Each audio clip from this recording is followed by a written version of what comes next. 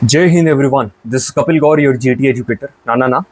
दोबारा मतलब री इंट्रोड्यूस करता हूँ अपने आप को। आप ही ने आइडेंटिटी दी है। जय Hind everyone, this is game changing educator Kapil Gaur this side. भाई जीएटी पढ़ा रहा हूँ, उतना तो बिल्कुल कह सकता हूँ। एक सवाल 4 मार्क्स, जस्ट किडिंग, ठीक है। To each and every beloved students of mine, I really welcome you all. I really embellish your presence on our platform Roar India.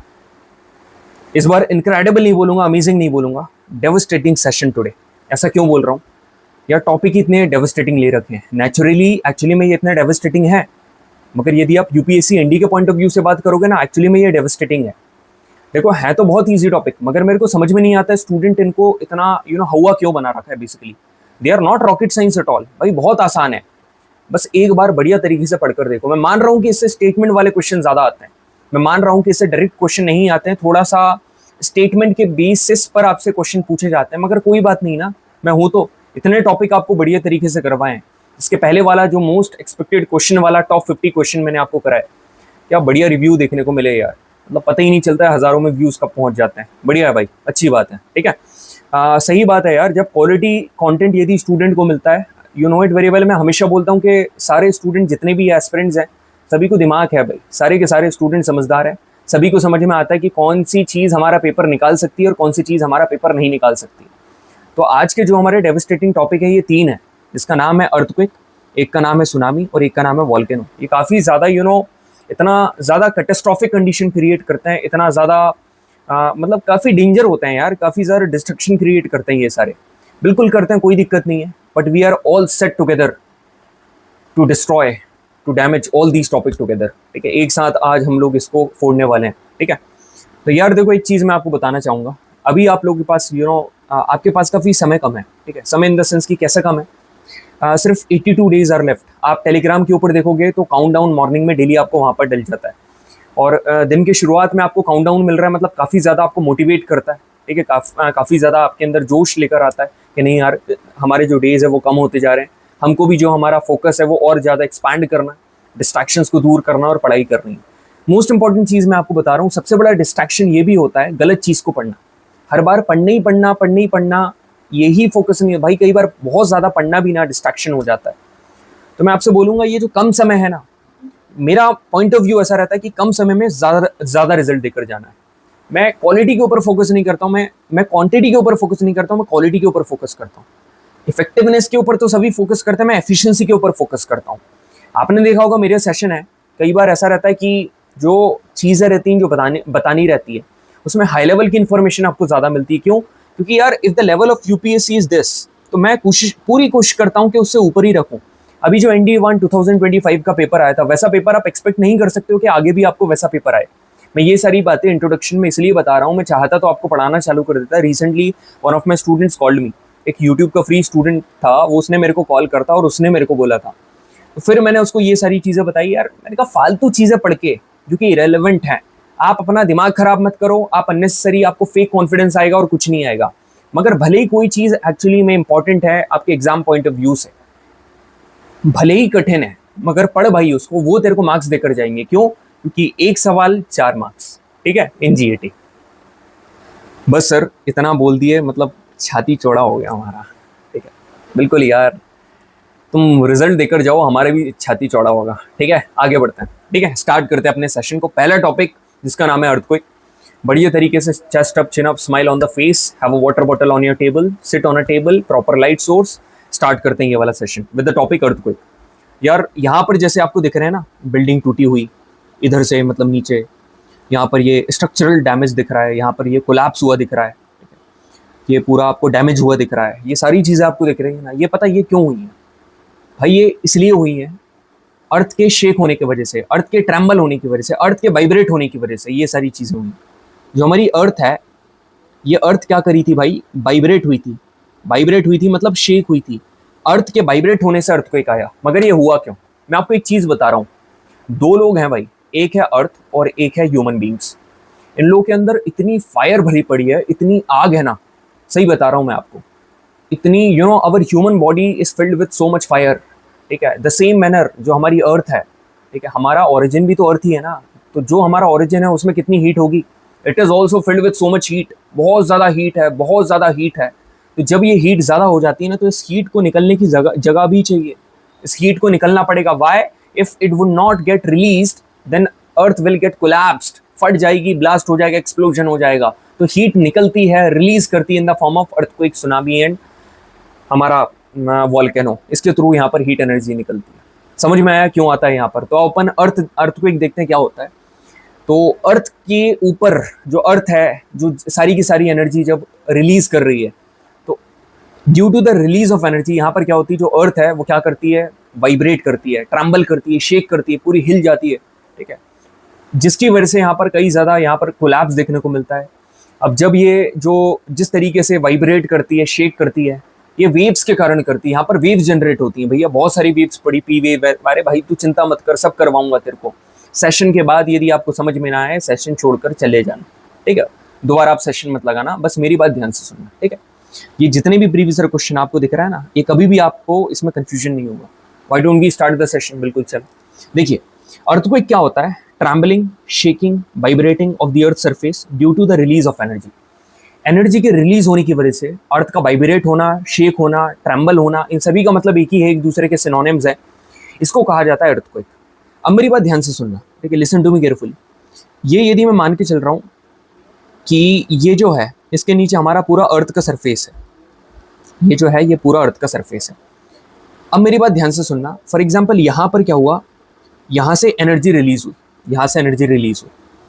अब यहाँ से जब एनर्जी रिलीज होती है ना, तो ये कैसे, ऐसे वेव्स के फॉर्म में कहाँ तक, अर्थ के ऊपर तक जाएगी, बॉडी तक, ऊपर सरफेस तक जाएगी। ये जो चीज़ आपको दिख रही है, दिस इज दी सरफेस, ये जो दिख रहा है ना, ये क्या है, ये सरफेस है, ये सरफेस है। अब जो नीचे दिख रहा है ये क्या है, अर्थ की बॉडी है। ऊपर आपको सरफेस दिख रहा है, नीचे बॉडी दिख रही है। अब जब ये वेव्स ऊपर जाएंगी, इसको हिट करेंगी, तो जहाँ से ये जो वेव्स रिलीज हो रही है ना, ये सारी की सारी वेव्स, ये जितनी भी वेव्स हैं ये रिलीज हो रही हैं, इस पॉइंट को कहा जाता है फोकस, इसको हम लोग बोलते हैं फोकस, ठीक है। और जब ये वेव्स ऊपर जा रही हैं तो सरफेस को हिट करेंगी, तो सरफेस को जिस पॉइंट पर हिट करती हैं, जस्ट अबव द फोकस एक और पॉइंट होता है जिसको हम लोग क्या बोलते हैं, epicentre. This is called epicentre. अब मैं आपको और ट्रिक बताता हूँ। फोकस तो आपको समझ में आ गया, एपीसेंटर भी समझ में आ गया। जो फोकस है ना, आप देखो फोकस एफ, ये एफ है, यहाँ पर क्या आ रहा है, ओ, ठीक है, और यहाँ पर कर दिया आपने फोकस। यहाँ पर आप दोबारा ओ लगाओ, ठीक है, मगर यहाँ लिखो, ठीक है, हाइपोसेंटर, ठीक है। आप दोनों में देखो ओ आ रहा है ना, तो focus is also known as hypocentre. कई बार क्या होता है, लोग कंफ्यूज हो जाते हैं, उनको ऐसा लगता है कि focus is also known as epicentre. Epicentre अलग चीज़ है। जो एनर्जी वेव्स हैं वो ट्रैवल करती है अलग अलग डायरेक्शन में और सरफेस पर जाकर पहुंचती है। तो अब जब सरफेस के ऊपर पहुंची, तो जो सरफेस के ऊपर जो पॉइंट होता है उसको आप क्या बोलोगे, epicentre. It is called epicentre. Epicentre एक ऐसा पॉइंट है which is nearest to the focus. अलग अलग भाषा में आपको सारी चीजें बता रहा हूं ताकि कहीं से भी घुमा फिरा कर क्वेश्चन आए आप उसको आंसर कर पाओ। Epicentre is the point nearest to the focus, focus से सबसे nearest, directly above the focus मतलब फोकस के सबसे ऊपर, and first one to experience the wave, और पहला पॉइंट जो कि वेव्स को एक्सपीरियंस करता है। मगर सर अभी तो आपने बोला कि उस पॉइंट से वेव्स निकल रही थी, तो बच्चे मैंने क्या बोला, इस पॉइंट से वेव्स निकल रही थी, यहां से क्या हो रही थी, रिलीज हो रही थी, मगर एक्सपीरियंस तो ये करेगा ना, एक्सपीरियंस तो ये करेगा पहले वेव्स को, उसने रिलीज करा है, एक्सपीरियंस नहीं करा है, दोनों में अंतर है ना। मैं अपना सेशन दे रहा हूं, ठीक है, मैं यहाँ पर पढ़ा रहा हूं, आपको सेशन दे रहा हूं, आप एक्सपीरियंस करोगे ना, मैं रिलीज कर रहा हूं, आप एक्सपीरियंस करोगे। तो यहाँ पर जितने भी नेचुरल अर्थक्वेक्स होते हैं ना, they all take place in lithosphere. अभी अपन पढ़ेंगे, लिथोस्फीयर का मतलब होता है पूरा का पूरा क्रस्ट प्लस अपर मेंटल, उसको हम लोग क्या बोलते हैं, लिथोस्फीयर। जब अपन टेक्टोनिक्स इसके बाद वाला टॉपिक्स पढ़ेंगे और भी बढ़िया क्लैरिटी आप सभी को मिलेगी। जितनी भी अर्थक्वेक वेव्स हैं, they are types of seismic waves. Seismic waves क्या होती हैं, मतलब जब अर्थ एनर्जी रिलीज करती है, तो जिन वेव्स में अर्थ अपनी एनर्जी रिलीज करती है उनको सिस्मिक वेव्स बोलते हैं। और मोस्टली हम लोग अर्थक्वेक की वेव्स को भी सिस्मिक वेव्स बोलते हैं, ठीक है। सीज्मोलॉजी उतना इंपॉर्टेंट नहीं है, फिर भी मैंने बता दिया। लॉजी का मतलब स्टडी और सीज्मो मतलब earthquake. The study of earthquake is called seismology. अब सीज्मोग्राफ क्या होता है, अभी अपन एक बढ़िया डेडिकेटेड टॉपिक पढ़ेंगे, शैडो जोन। उसमें सीज्मोग्राफ का बहुत बढ़िया रोल होता है, मेन रोल होता है, क्रूशियल रोल होता है।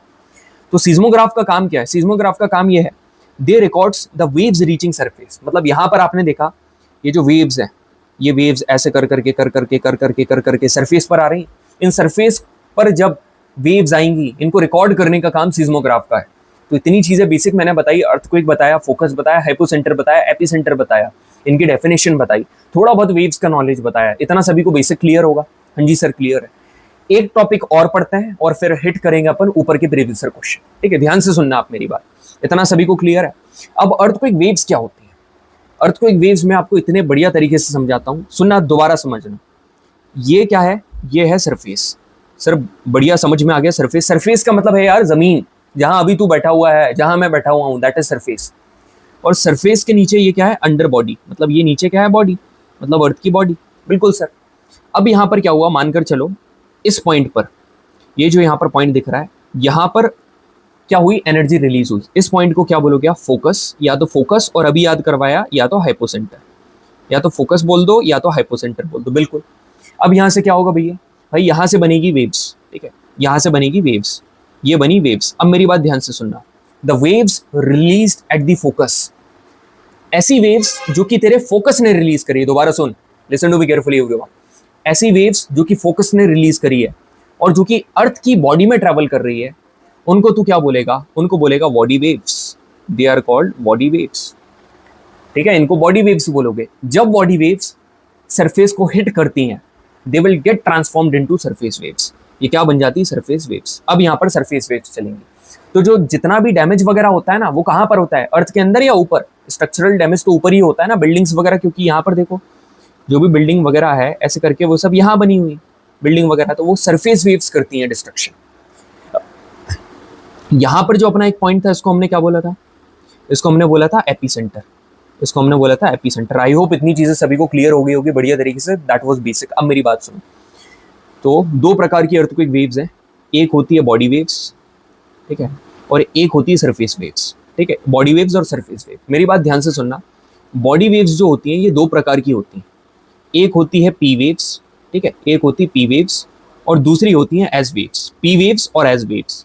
पी वेव्स कौन सी है और एस वेव्स कौन सी? मेरी बात ध्यान से सुनना, आप ना रिलेट करो। मैं आपको सारी, मतलब मैं एक ऐसा ही एक जीएटी का एजुकेटर हूँ क्योंकि सारे सब्जेक्ट पढ़ाता हूँ, और आप देख लेना हर एक सब्जेक्ट में अपना जो कंटेंट निकल कर आता है ना, वो एकदम all India level best content होता है, ठीक है? आपको कोई भी ऐसा सब्जेक्ट नहीं मिलेगा, ऐसा नहीं है कि मैं आपको ज्योग्राफी पढ़ा रहा हूँ तो जब मैं फिजिक्स पढ़ाऊंगा उसका कंटेंट थोड़ा लो चला जाएगा, ऐसा कुछ भी नहीं है। आप उठाकर देख लो, एग्जैक्ट सवाल 2-3 बार से एग्जैक्ट छपे आ रहे हैं। पिछली बार का तो पेपर आसान था, उसके पहले वाला उठाकर देख लेना, सारा यूट्यूब के ऊपर डेटा डला हुआ है, ठीक है? बाकी अभी आप इसके ऊपर फोकस करो, जो हम करा रहे हैं, जो सीरीज करा रहे हैं उसके ऊपर फोकस करो। सेकेंडली, कई स्टूडेंट ऐसे हैं कमेंट सेक्शन में मैसेज कर रहे हैं कि भैया आप फिजिक्स कब कराओगे, केमिस्ट्री कब कराओगे, बायो कब कराओगे? भाई मेरे एक बात सुनो, तुम एक बात बताओ, ठीक है? आपको खाना दिया जाता है, ठीक है, आप पहले से चिल्लाने लगते हो क्या? पानी कब आएगा, पानी कब आएगा, पानी कब आएगा? इतना थोड़ा कॉमन सेंस तो रखा करो भाई। जब आपके घर वाले ने आपको कमिट कर दिया है कि हम आपको पूरा खाना देंगे, ठीक है, सारी चीजें करेंगे, चाहे आप पढ़ो चाहे मत पढ़ो, ठीक है, आप उनके लिए कुछ करो या मत करो, ठीक है? उसी तरीके से हमने भी बोल दिया है, आप चाहे सेशन को लाइक करो या मत करो, आप सेशन पर कमेंट करके बताओ या मत बताओ कि कैसा सेशन रहा। हमारा काम है पूरा कोर्स कंप्लीट कराना आपका जो फाइनल डेट है उसके पहले। तो भाई पूरी चीजें करवा देंगे, आप बस पेशेंस रखो, पेशेंस के साथ यहाँ पर देखते जाओ। मेरा एक सेशन, बाकी लोगों के कई, अब समझ जाओ, आप मेरे को बोलने की जरूरत नहीं है। यहाँ पर कंपेयर करो, जो पी वेव्स है ना, it is just like sound wave. सुनना ध्यान से, it is just like sound wave. और जो एस वेव है ना, it is just like light wave. तो आप समझ गए होगे क्या कि sound waves are always what? Longitudinal in nature. They are always longitudinal in nature, and light waves are always transverse in nature. ये they are transverse in nature. अब यहाँ पर जो पी वेव्स हैं, they travel in solid, liquid, gas. मगर यहाँ पर जो एस वेव्स हैं, they travel only in solid.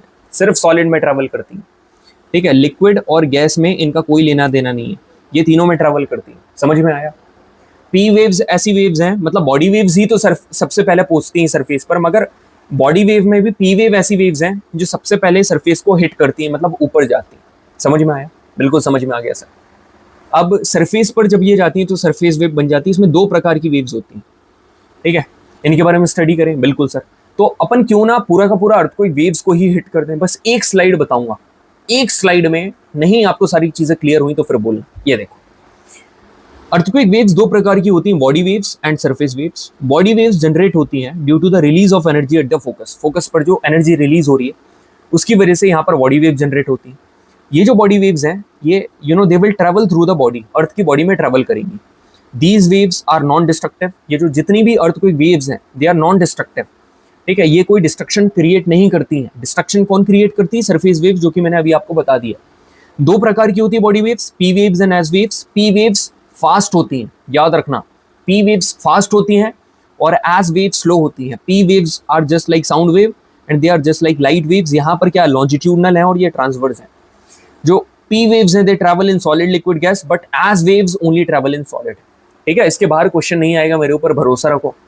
अब सरफेस वेव्स क्या है? जब बॉडी वेव्स इंटरैक्ट करती है सरफेस के साथ तो अब वो ट्रैवल करेंगी सरफेस में, तो यहाँ पर इन वेव्स को कहा जाएगा सरफेस वेव। ये दो प्रकार की होती हैं, एक होती है एल वेव्स और एक होती है Rayleigh waves, R waves. L waves का मतलब होता है लव वेव्स, ठीक है भाई, बहुत खतरनाक चीज है, ठीक है, सोच समझ के करना।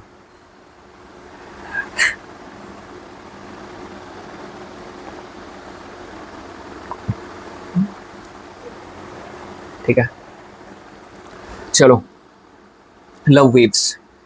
अब यहाँ पर आर वेव्स हैं, आर वेव्स, ये सब ऐसा आर वेव से क्वेश्चन, मैं आर वेव से एक क्वेश्चन आएगा, है ना, एक पर्टिकुलर कि किसने डिस्कवर करा था, और यहाँ पर एक स्कैटरिंग वाला क्वेश्चन आता है। अब वो अपन कब करेंगे? इसके बाद जब हमारा प्रैक्टिस सेशन आएगा उसमें। जो एल वेव्स है they are the most destructive waves, जैसे कि ऑलरेडी मैंने आपको बताया, ठीक है, काफ़ी ज़्यादा खतरनाक होता है, मतलब होती है, ठीक है। अब सुनो मेरी बात ध्यान से, अब क्वेश्चन करके देखें बन रहे हैं कि नहीं आपसे क्वेश्चन, बिल्कुल करके देखता है। Hypocentre is the point on the surface of the earth and nearest to the focus. बोला ना, ये ऐसा घटिया सवाल पूछेगा। क्या बोल रहा है? Hypocentre is the point on the surface of the earth, मतलब अर्थ के सरफेस पर, ये जो अर्थ का सरफेस है, ठीक है, मैंने आपको चीख चीख कर चिल्ला चिल्ला कर समझाया मेरे भाई, ये जो सरफेस है ना, यहाँ पर एपिसेंटर है, ये जो है यहाँ पर एपिसेंटर है, ना कि वो जो ऊपर वो बोल रहा है। तो यहाँ पर हाइपोसेंटर है तो ये गलत है, हाइपोसेंटर तो फोकस को ही बोलता है ना। दूसरा क्या लिख रहा है? Velocity of earthquake waves is higher in denser material. देखो क्या होता है, कई बार अपन इसको लाइट वेव से कंपेयर कर लेते हैं।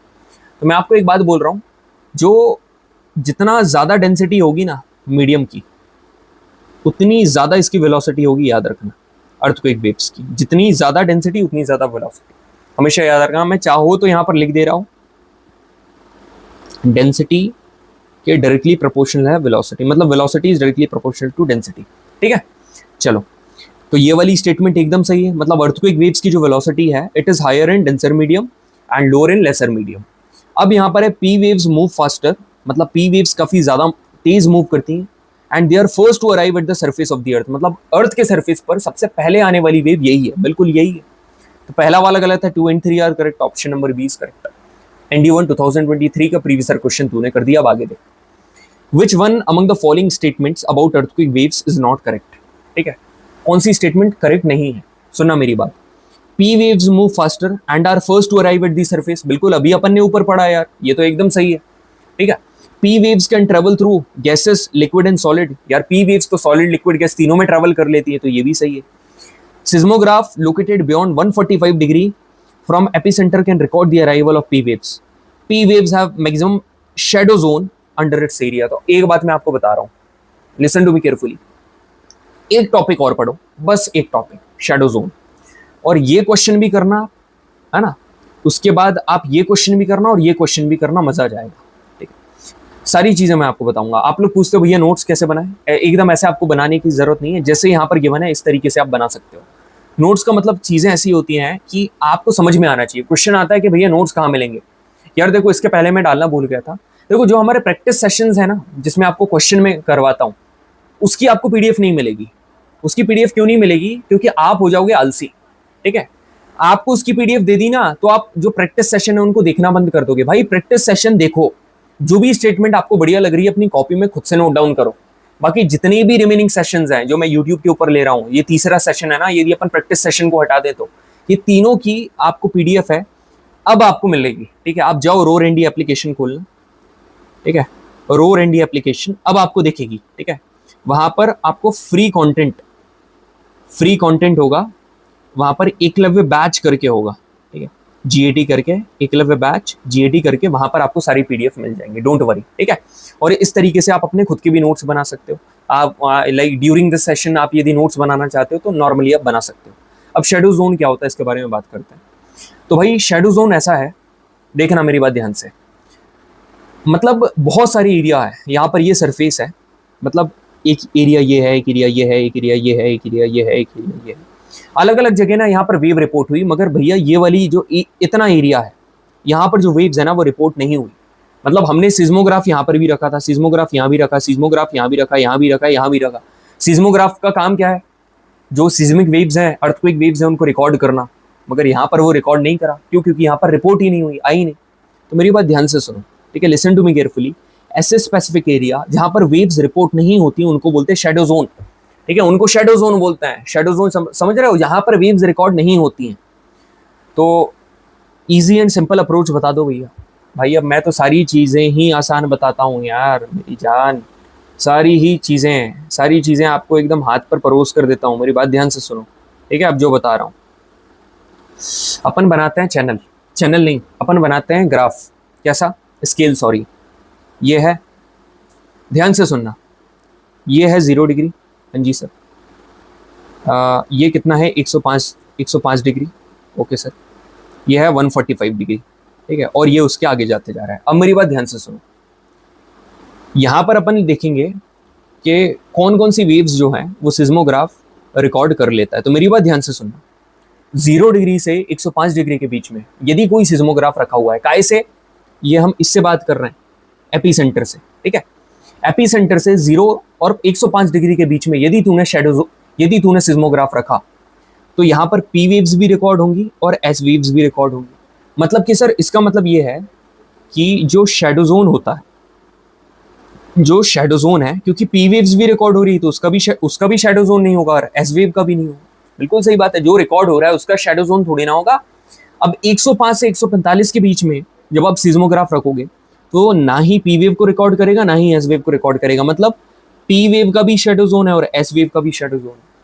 But if you put your seismograph, listen to me carefully, beyond 145 degree, तो it will record P wave but will not record S waves. मतलब कि पी वेव का शैडो जोन नहीं है, एस वेव का शैडो जोन है, क्योंकि S wave record नहीं हो रही। तो ज्यादा जो शैडो जोन है वो किसका आ रहा है? पी वेव का। कितनी बार आ रहा है देखना जरा, पी वेव का आ रहा है 1-2 बार, ठीक है। पी वेव का एक बार, सॉरी, पी वेव का ये एक बार आया ना, पी वेव का बस एक बार। और एस वेव का कितनी बार आ रहा है? 1 और ये 2 बार। तो ज्यादा कौन कवर हो रहा है? कौन सा शैडो जोन कवर कर रहा है? कौन सा एरिया? एस वेव्स कर रही है ना, मतलब एस वेव ज्यादा शैडो जोन कवर कर रही है। तो अब मेरी बात ध्यान से सुनना, लिसन टू मी केयरफुली। यदि सिज्मोग्राफ को 105 डिग्री के अंदर रखा तो both P waves and S waves are record. आप शैडो जोन याद मत करना किसका कहाँ है, आप ये याद करना, आप कंसेप्ट याद करो, वो चीज याद मत करो। सिज्मोग्राफ विद इन 105 और 145 की डिग्री में, तो यहाँ पी वेव भी रिकॉर्ड नहीं करेगा, एस वेव भी नहीं करेगा, और बियॉन्ड 145 कर दिया तो it will record only P waves. ये सिर्फ पी वेव्स को ही रिकॉर्ड करेगा। क्वेश्चन करके देखें, बिल्कुल करके देखते हैं। ऊपर जो क्वेश्चन अपन ने छोड़े पहले वो करके देखते हैं, ठीक है। यहां पर क्वेश्चन क्या है, एक मिनट रुकना,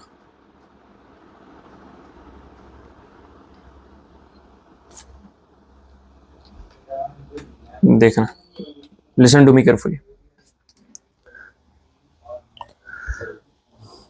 यहां पर ये वाली स्टेटमेंट क्या बोल रही है? Seismograph located beyond 145 degree from epicentre can record the arrival of P waves, ठीक है।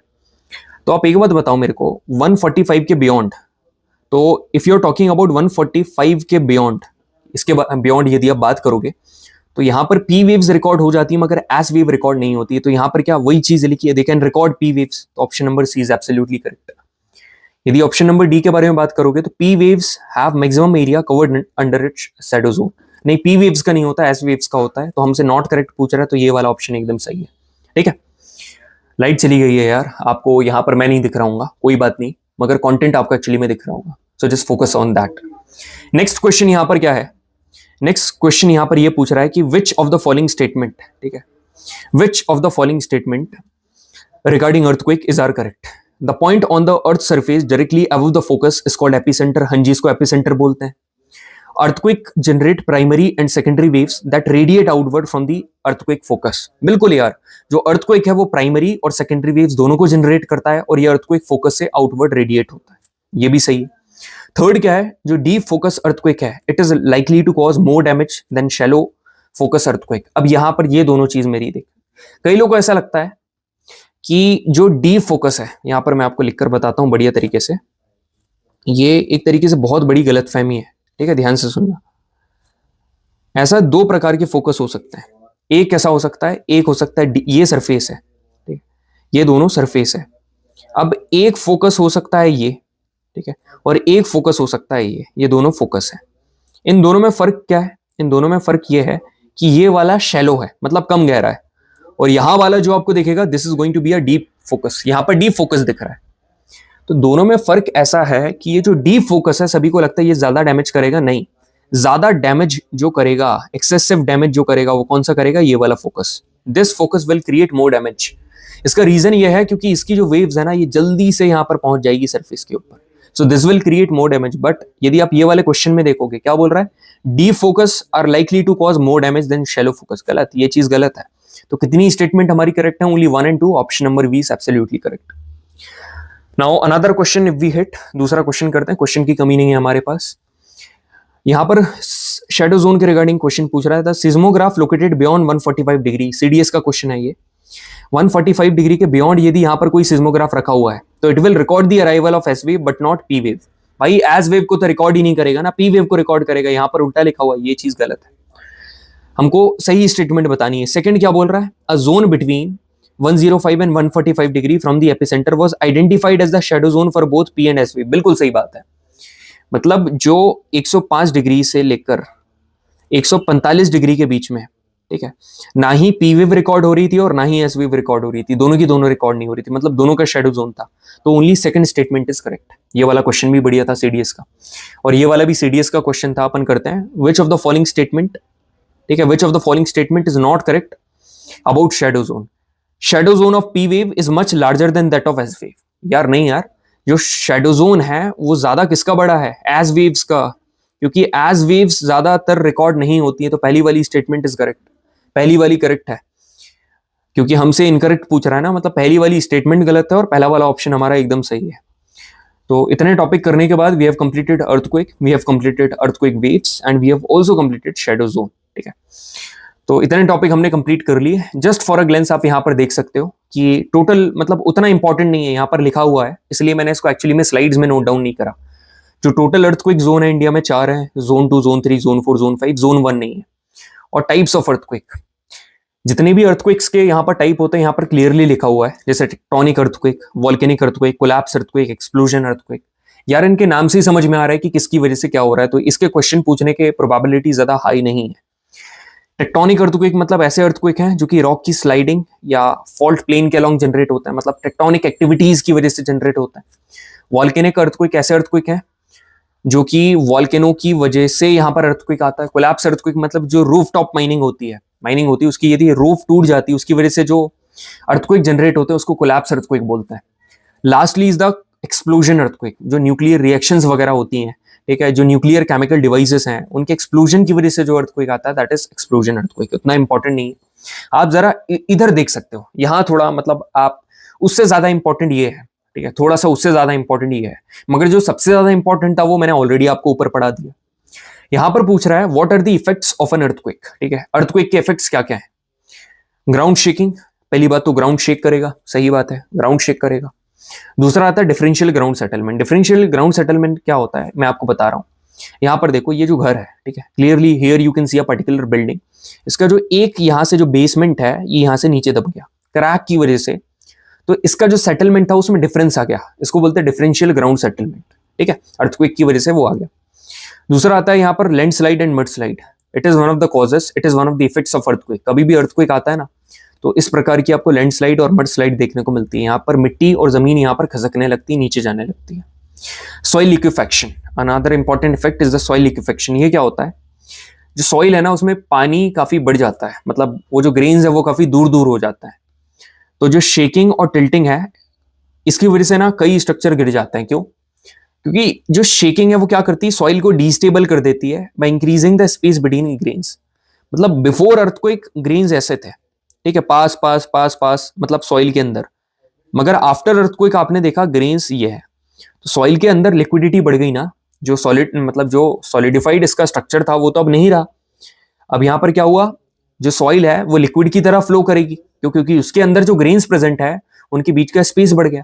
तो यही होता है कि बिल्डिंग टिल्ट कर जाएगी और सिंक कर जाएगी, क्योंकि सॉइल की जो स्टेबिलिटी है वो डिक्लाइन हो गई, ठीक है। तो इसको हम लोग बोलते हैं सॉइल लिक्विफेक्शन। फिर आता है ग्राउंड लर्चिंग। ग्राउंड लर्चिंग का मतलब भी क्या होता है, उसका बहना, जो हमारी अर्थ है उसका बहना। मगर एक तरीके से हम यहाँ पर बोलते हैं कि जो ग्रास वगैरह है, यहाँ पर क्या हो जाता है, ग्रास वगैरह खत्म हो जाती है, और ग्रास खत्म होने से जो अर्थ है, मतलब जो ऊपर की मिट्टी है, वो क्या हो जाती है, बहने लगती है, जिसकी वजह से क्या होता है, वो साथ में मिट्टी लेकर चले जाता है। फिर आगे चल के जैसे ग्राउंड लर्चिंग होती है, आगे चल के उसका फॉर्मेशन करते हैं रिल्स का, अभी आप आगे चल के पढ़ोगे। फिर गलीज बनती हैं, फिर ऐसे करके अपन आगे इसका भी फॉर्मेशन पढ़ेंगे। फिर आता है एवलांच। एवलांच का मतलब पता है ना, एवलांच मतलब कि यही अर्थक्वेक यदि यहाँ पर हमारे स्नो माउंटेन्स में है, ठीक है, सेम अर्थक्वेक यदि हमारे स्नो माउंटेन्स में आ रहा है, यदि स्नो माउंटेन्स में कोई भी अर्थक्वेक आ रहा है ना, तो definitely it will lead to the falling of the snow. Ice और स्नो यहाँ पर गिरेगा, तो जो इसको हम लोग बोलते हैं एवलांच। फिर आता है ग्राउंड डिस्प्लेसमेंट। मतलब ग्राउंड डिस्प्लेसमेंट नाम से ही समझ रहे हो, ग्राउंड डिस्प्लेस हो जाता है। मतलब ऐसा होता है कि ग्राउंड यदि ऐसा है, ठीक है, तो यहाँ पर कई बार ऐसा देखने को मिलता है, आगे से यहाँ चला गया, थोड़ा आगे चला गया। डैम्स में फ्लड आ जाती है, आग हो जाती है, स्ट्रक्चरल कोलैप्स आ जाता है, ऑब्जेक्ट्स गिर जाता है, सुनामी आ जाता है। तो ये सुनामी क्या है, सुनामी कैसे आ जाता है, बस इसके बारे में अपन आगे पढ़ेंगे। बाकी इफेक्ट्स ऑफ अर्थक्वेक के बारे में आपको काफी बढ़िया तरीके से जानकारी मिल गई है, ठीक है। चलो यहाँ पर एक क्वेश्चन करते हैं अपन। क्वेश्चन क्या है, which of the following statements in respect of landslides are correct, ठीक है। पहला क्या है, these occur only on gentle slopes during rain. यार देखो, लैंडस्लाइड्स जो है ना, ये जरूरी दो प्रकार के स्लोप होता है। स्लोप एक कैसा होगा, एक ऐसा होगा, एकदम अच्छी तेज आ रहा है। स्लोप मतलब ग्रेडियंट, ठीक है, या तो होगा ऐसा। स्लोप को हम लोग ग्रेडियंट भी बोलते हैं, ज्योग्राफी में याद रखना, स्लोप मतलब ग्रेडियंट। जो यहां वाला दिख रहा है, इसको आप बोलोगे स्टीप स्लोप, काफी क्या है, ये शार्प है, ठीक है, इसका एंगल काफी ज्यादा है, और इसको बोलोगे जेंटल, ये ज्यादा नहीं है, ठीक है।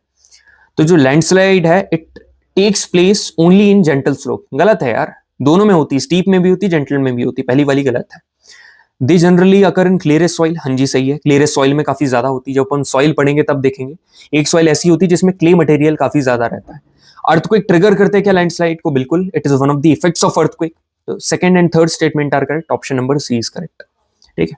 यहां पर एक क्वेश्चन देखो, consider the following features about a geographical phenomena. मतलब यहां पर कुछ स्टेटमेंट्स के बारे में बात। भाई लाइट आ गई, बढ़िया, भरोसा नहीं था मगर आ गई, ठीक है।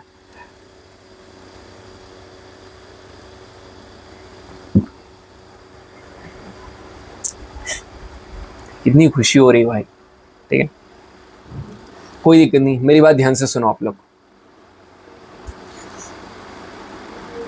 भाई आप लोग मेरा मुंह देखने थोड़ी ना आते हो, तो उसको आपको इस चीज से मतलब भी नहीं, मतलब फर्क भी नहीं पड़ना चाहिए कि बिजली आई या गई। आप तो कंटेंट के ऊपर फोकस करो ना। आप कंटेंट देखने आते हो ना कि मेरा मुंह देखने। मजाक कर रहा हूँ भाई, छोटे भाई बहन हो यार आप लोग, इतना तो चलता है अपने बीच में। मगर कोई भाई नहीं बोलेगा, भैया बोला करो। कमेंट सेक्शन में चालू हो जाते हो भाई भाई भाई, ठीक है। अब यहाँ पर देखो, torrents of snow and eyes roaring down a steep mountain side. मैं आपको एक चीज बता रहा हूँ, ये भाई माउंटेन है, ठीक है, ये माउंटेन है, यहां से आ रहा है स्नो एकदम roaring down, we are roaring up, they are roaring down. और स्टीप माउंटेन साइड मतलब कैसा, एकदम स्टीप स्लोप है, नीचे आ रहा है, okay. It is hazardous to the skiers and mountaineers. जो लोग ऊपर जाते हैं ना, माउंटेन के ऊपर चढ़ने जाते हैं, ठीक है, जर्नी करने जाते हैं, माउंटेन एक्सपीडिशन करने जाते हैं, उनके लिए काफी खतरनाक है, बिल्कुल है। क्या है देखेंगे, it involves a mixing of falling, rolling, sliding, flowing of material. मतलब यहाँ पर जो मटेरियल आता है वो रोल करते हुए आता है, गिरते हुए, स्लाइड करते हुए, फ्लोइंग करते हुए। तो ये बात कर रहा है एवलांच की, इसको एवलांच कहा जाता है, this is exactly called avalanche. तो मैं चाहता तो ये सारी इन्फॉर्मेशन आपको एक अलग टॉपिक में बता देता, मगर मैं डायरेक्टली जब क्वेश्चन में लिखी हुई है चीजें तो मैं आपको यहीं पढ़ाऊँ ना। बाकी लैंडस्लाइड, मडस्लाइड, रॉक फॉल, इनके बारे में मैं आपको अलग से बता दूंगा, ठीक है। एक अलग सेशन जब अपन पढ़ेंगे मैं तो बढ़िया तरीके से आपको बता दूंगा। ये वाले टॉपिक को मैं इसकी क्वालिटी को डिटेरियोरेट नहीं करना चाहता हूँ। अब कुछ कंफ्यूजिंग स्केल हैं that are associated with earthquake, ठीक है, बिल्कुल भी आपको कंफ्यूज होने की जरूरत नहीं है, मैं आपको बता रहा हूँ। पहला क्या है, सिज्मोग्राफ। सिज्मोग्राफ का काम क्या है, that records the waves that reaching the surface. मतलब सरफेस के ऊपर जो वेव्स आ रही हैं उनको रिकॉर्ड करने का काम सिज्मोग्राफ का है, ठीक है। सिज्मोग्राफ रिकॉर्ड करता है वेव्स को जो कि नीचे से आ रही हैं। फिर दूसरा यहाँ पर आता है रिचर स्केल। रिचर स्केल क्या करता है, हमारे अर्थक्वेक के जो क्वेक है, अर्थक्वेक है, उसके मैग्नीट्यूड को मेजर करता है। And what does it mean by the magnitude of the earthquake, उसका मतलब है कि कितनी एनर्जी रिलीज कर रहा है ड्यूरिंग द क्वेक, जब अर्थक्वेक आ रहा है उस टाइम पर कितनी एनर्जी वो रिलीज कर रहा है। तो ये रिकॉर्ड करने का, इसका जो रिकॉर्ड होता है, इसका जो मैग्नीट्यूड कौन रिकॉर्ड करता है? Richard scale. और देखो रिचर्ड स्केल ऐसा है कि यदि रिचर्ड स्केल ने, सुनना मेरी बात ध्यान से, यदि 7.5 से ज्यादा हुआ तो पक्की बात है अर्थक्वेक के बाद यहां पर सुनामी देखने को मिलेगा। It will lead to tsunami. ठीक है, अभी मैंने बताया ना अर्थक्वेक से फिर सुनामी आएगा। और एक बात मैं आपको बता दूं, ये जो रिचर्ड स्केल है ना, इसकी कोई भी अपर लिमिट नहीं होती। ठीक है, it does not have any upper limit, कोई भी अपर लिमिट देखने को नहीं मिलती है, क्योंकि हमको नहीं पता कि किस एक्सटेंड पर अर्थ हमारी वाइब्रेट हो सकती है, कितना इंटेंस पर हमारा जो अर्थक्वेक है वो आ सकता है, दैट वी डोंट नो। ठीक है, फिर आखिरी में आता है मर्सलीज इंटेंसिटी स्केल। ये ह्यूमन मेड है। ये क्या है? वो तो सारे ही ह्यूमन मेड है, मगर यहाँ पर क्या करा, एक बंदे ने क्या करा, जितना भी स्ट्रक्चरल डैमेज हो रहा है ना उसको मेजर करने के लिए एक बढ़िया सा इंस्ट्रूमेंट निकाल दिया जिसको बोलते हैं Mercalli intensity scale. It measures the visible damage caused by the earthquake. ठीक है, तो ये 3 स्केल हैं, आपको एक पन्ने पर बढ़िया तरीके से मैंने बता दी। तो यहाँ पर आकर हमारा अर्थक्वेक वाला टॉपिक हो जाता है खत्म। ठीक है, इसके बाहर कुछ भी पढ़ने की आपको जरूरत नहीं है। अब आते हैं सुनामी की तरफ। सुनामी क्या होता है? सुनामी आपने देखा होगा, ऐसे ये पानी की जो आपने देखा है, देख रहे हो ये वेव्स आ रही है पूरी की पूरी, तो क्या है? The seismic waves created by the earthquake. जो अर्थक्वेक वहां पर रायता फैला कर गया है ना हाँ, इसको समेटने का काम सुनामी करता है। मतलब जो सिज्मिक वेव्स अर्थक्वेक ने क्रिएट करी, जो सिज्मिक वेव्स समेटने का नहीं फैलाने का, सॉरी मैंने गलत बोल दिया। ठीक है, जो रायता अर्थक्वेक फैला कर गया है उसको और फैलाने का काम सुनामी करता है। तो जो सिज्मिक वेव्स अर्थक्वेक ने क्रिएट करी, they will travel through sea water. If they are travelling through sea water, तो जापानीज वर्ड में एक नाम है सुनामी, जो कि एक हार्बर वेव्स और टाइडल वेव्स है, इसी को सुनामी कहा जाता है। सुनामी एक जापानीज वर्ड है, इसको हार्बर वेव्स और टाइडल वेव्स भी कहा जाता है। ठीक है, और जब ये सी वेव्स, जो सी वाटर में जब ये वेव्स ट्रेवल करती हैं, सिज्मिक वेव्स, ये काफी ज्यादा डिस्ट्रक्शन क्रिएट करती हैं। क्यों? क्योंकि यहाँ पर पानी का क्या होता है? डिस्प्लेसमेंट, मतलब पानी एक जगह से दूसरी जगह आकर फिकाता है। एंड रीडिंग द रिचर, ठीक है, यहाँ पर रिचर्ड लिखा है, reading and Richter scale, reading of the Richter आएगा भाई, reading of the Richter scale becomes greater than 7.5। ठीक है, यहाँ पर कितना हो जाता है? 7.5। अब यहाँ पर जो मेजरली आपको सुनामी देखने को मिलेंगे वो कहाँ पर? पैसिफिक ओशन में देखने को मिलेंगे, ring of fire subduction zone में। ये क्या चीज है? बस अभी आपको 2 मिनट में पता चल जाएगी, जैसे ही हमारा वॉल्केनो टॉपिक चालू हो। अब यार देखो, सुनामी ज्यादा बड़ा टॉपिक नहीं, बस खत्म हो गया। ठीक है, सुनामी जो आते हैं ये किस कारण की वजह से आते हैं? What are the causes of tsunami? किन रीजंस की वजह से आता है?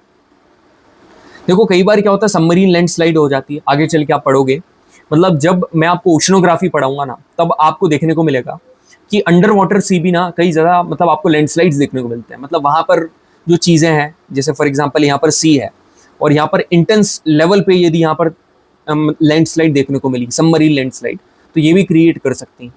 सेकेंडली आगे चल के आप पढ़ोगे मिड ओशनिक रिज, जहां पर क्या होता है? Volcanic eruption. अरे आप मानोगे नहीं भाई, समुद्र के अंदर भी वॉल्केनिक इरप्शन होता है। जब ये वॉल्केनिक इरप्शन ज्यादा तेज हो जाए, ठीक है, जब तेज एक्सटेंड पर हो जाए ना, इसकी वजह से क्या होता है? सुनामी आता है।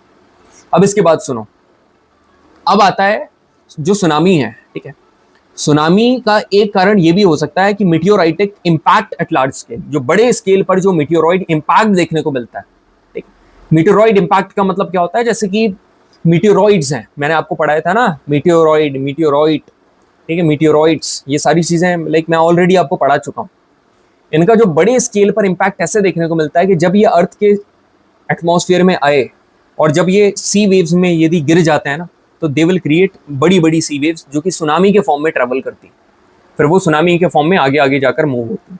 ठीक है, क्लियर है सभी को? हाँ जी सर, एकदम घटिया सा टॉपिक था यार। ये आखिरी क्वेश्चन है, ये देखो, consider the following statements relating to Richter scale. Sir ये जो रिचर स्केल है ये 1935 में बना था बाय चार्ल्स एफ रिचर। एक बात मैं आपको बता रहा हूँ, मेरा तजुर्बा, यूपीएससी के जितने भी एग्जाम्स हैं इसमें इन्वेंशन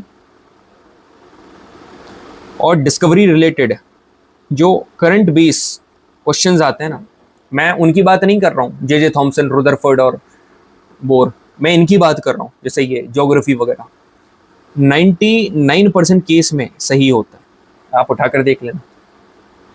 कभी आप कंफ्यूज हो ना तो सही लगा दिया करो, है ना, हो जाएगा भाई सही। It describes the quantity of energy released by the single earthquake. सही बात है यार, जो रिचर स्केल है, कितनी एनर्जी रिलीज करी है अर्थक्वेक ने, वो उसको क्या करता है, डिस्क्राइब करता है, उसको मेजर करता है। बिल्कुल सही बात है। Richter scale has no upper limit, वही अभी मैंने बताया, रिचर स्केल की कोई भी अपर लिमिट नहीं होती है। So all the statements are correct, option number D is correct. ठीक है, तो सुनामी इतना काफ़ी नहीं है, और चाहिए मेरे को भाई। इतना अच्छा कंटेंट देने के बाद और क्या चाहिए तेरे को? 3 क्वेश्चन और करवाता हूँ, ठीक है? 3 क्वेश्चंस ऐसे करवाऊंगा ना सुनामी के, आप मजबूर हो जाओगे कमेंट करके हार्ट देने के लिए। सही बता रहा हूँ। 3 सवाल, इसके बाहर सुनामी का कोई सवाल नहीं आएगा। ठीक है, UPSC civil service exam, CDS exam और एनडी एग्जाम, तीनों के क्रक्स हैं वो 3 सवाल। ठीक है, करे? ठीक है, इतना काफी नहीं है, और चाहिए। मैं कराता हूं 3 सवाल, आपको सुनना ध्यान से। ठीक है, एक एक क्वेश्चन ध्यान से सुनना। यहाँ पर तीनों स्टेटमेंट वाले सवाल मिलेंगे, आपको तो पता है। ठीक है, टाइम पास करने की आदत है नहीं अपने को 3 अलग अलग सवाल बनाकर। Tsunamis are primarily caused by wind driven ocean current. ठीक है, 1 मिनट रुकना यार। ठीक है, 1 मिनट वेट फॉर।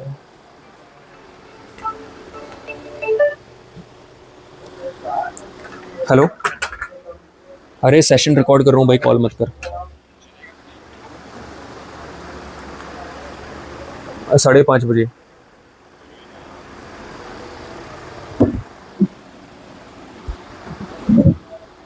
भाई जितनी भी मैं आपको मुसीबत बता रहा हूँ वो आज ही आ रही है। जितनी भी मुसीबत आना चाहिए ना, कहीं कॉल आ रहा है, कहीं बिजली जा रही है, ऐसे ही होता है। जहाँ हम खड़े होते हैं वहाँ मैटर बड़े होता है, तो चैलेंजेस होंगे ना। Tsunamis are primarily caused by wind driven ocean currents. ठीक है, एक बात बताऊँ आपको। हाँ भैया बताओ, ये जो सुनामी है ना, ये हवा की वजह से नहीं आता है। ठीक है, ये जो सी की वेव्स होती है ना, सी वेव्स, ठीक है, जब अपन पढ़ेंगे सी वेव्स, ओशन करंट, टाइड्स, ये जो सी वेव्स है ना, ये विंड की वजह से आती हैं।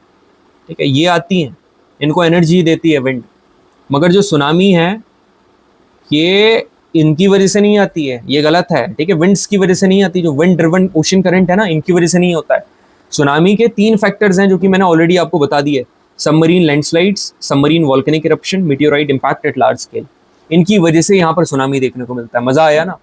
पूरी स्लाइड आपकी रिवाइज हो गई। दूसरा, the speed of a tsunami wave can be more than 700 kilometre per hour in deep ocean. भाई 1 घंटे में 700 किलोमीटर ट्रेवल। जो डीप ओशन मतलब गहरा ओशन रहता ना, जिस ओशन की गहराई बहुत ज्यादा है, जैसे पैसिफिक ओशन, इन ओशन में एक्चुअली में आप मानोगे नहीं, जो सुनामी वेव्स है इसकी स्पीड 700 किलोमीटर पर आवर से भी ज्यादा होती है। एब्सोल्युटली करेक्ट स्टेटमेंट, लिख लेना नोट डाउन करके। The height of a tsunami wave remains constant from deep ocean to coast line. अब यहाँ पर एक बढ़िया कंसेप्ट बता रहा हूँ। ठीक है, अभी भी मजबूर नहीं होता, अब आप हो जाओगे लाइक कमेंट शेयर करने को। अब सुनो मेरी बात भाई, 2 चीजें हैं यहां पर। क्या है आपको अच्छे से ड्रॉ करके मैं बताता हूं ना। देखो यहां पर क्या है, एक गहराई है डीप, ठीक है, और यहां पर क्या है, कोस्ट है। कोस्ट मतलब समझ रहे हो ना, तट। ठीक है, जो कि गहरा बिल्कुल भी नहीं है। ठीक है, जो कि गहरा बिल्कुल भी नहीं है। अब मेरी बात ध्यान से सुनना। जब डीप वाटर जो है यहाँ पर, और जो कोस्ट है यहाँ पर कैसा है, शैलो वाटर है। शैलो वाटर का मतलब क्या है? शैलो वाटर का मतलब पता है ना भाई, क्या? कम गहरा पानी। अब सी वेव्स आप सभी को पता है डीप वाटर से शैलो वाटर की तरफ जाएंगी यहाँ पर। तो मेरी बात हमेशा याद रखना, जब ये डीप वाटर से शैलो वाटर की तरफ जा रहे हैं तो इनकी जो गहराई है, ठीक है, डेप्थ क्या हो रही है भाई, कम होगी। डेप्थ कम होगी ना। कोस्ट पर भाई डेप्थ ज्यादा थोड़ी ना होगी। कोस्ट पर डेप्थ कहां से ज्यादा होगी? वेव की जो वेलोसिटी है, ये वेलोसिटी है ना, ये कम होगी। मगर एक चीज बढ़ेगी जिसका नाम है हाइट। ठीक है, हाइट बढ़ेगी। तो जो हाइट है ना, ये डिपेंड करती है डेप्थ के ऊपर, इसके ऊपर डिपेंड करती है, एंड इनवर्सली प्रोपोर्शनल।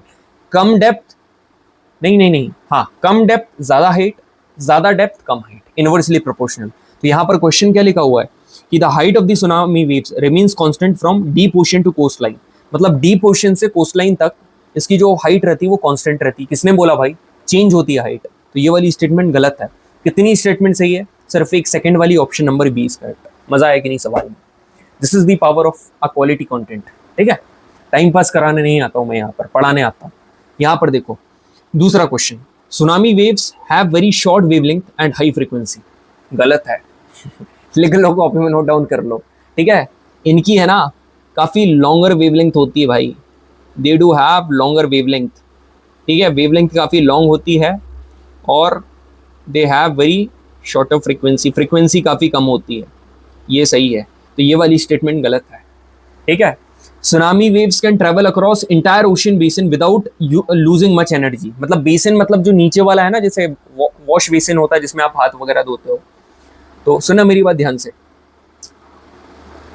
जो सुनामी है ना, इसकी खास बात क्या है, ये पूरे के पूरे बेसिन में ट्रैवल कर जाती है just by losing little amount of energy, बस थोड़ी बहुत एनर्जी लूज करती है।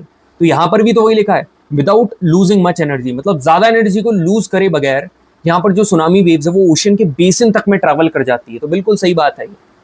Tsunami waves are surface waves and they are not influenced by the depth of the ocean. किसने बोला भाई, किसने बोला डेप्थ इनको इम्पैक्ट नहीं करती? करती हैं। जब गहराई ज्यादा है, डेप्थ ज्यादा है, तो क्या वेलोसिटी क्या है, कम है, और हाइट कम है। समझ में आ रहा है? ये गलत चीज लिखी है, दे डू इन्फ्लुएंस। अभी तो ऊपर मैंने समझाया आपको, अभी तो ये बताया ना आपको, ऐसा होता है। बिल्कुल क्लियर है? चलो सर, ये वाला क्लियर है, तो only 2 is correct, option number B is correct. मजा आ रहा है? एक और सवाल, ठीक है। Tsunami are more likely to occur in the Pacific Ocean than in Atlantic Ocean. अभी ऊपर मैंने पढ़ा है, बिल्कुल सर, पैसिफिक ओशन में होते हैं। Subduction zones are most common source of tsunami. Subduction zone काफी कॉमन सोर्स है सुनामी के, सही है। सबडक्शन जोन में अभी आपको देखा, वहां पर ज्यादातर आपको सुनामी देखने को मिलते हैं। रिंग ऑफ सबडक्शन जोन, अभी आप आगे चल के पढ़ोगे, बस 2 मिनट में अपना वॉल्केनो टॉपिक चालू हो रहा है, आखिरी क्वेश्चन है ये। Tsunamis can not occur in inland lakes और सी। भाई आप एक बात बताओ, ये छोटे छोटे नदी नाले में, यहाँ जो जमीन से हैं, यहाँ पर क्या आपको सुनामी देखने को मिलेगा? क्या आपको मिले? भाई नहीं यार, यहाँ पर नहीं होता है कुछ, है ना। 1 and 2, option number A is correct. Tsunami को चाहिए लार्ज सी सरफेस, ठीक है। तो 1 and 2 आर करेक्ट। ये वाला सुनामी वाला टॉपिक खत्म। मजा आया कि नहीं? आखिरी टॉपिक बचा है वॉल्केनो। पानी पीने दो, फिर उसको भी फोड़ते हैं। और इतना बढ़िया तरीके से मैं आपको वॉल्केनो समझाऊंगा ना, एक सवाल भी आपका बाहर नहीं जाने वाला है, ठीक है।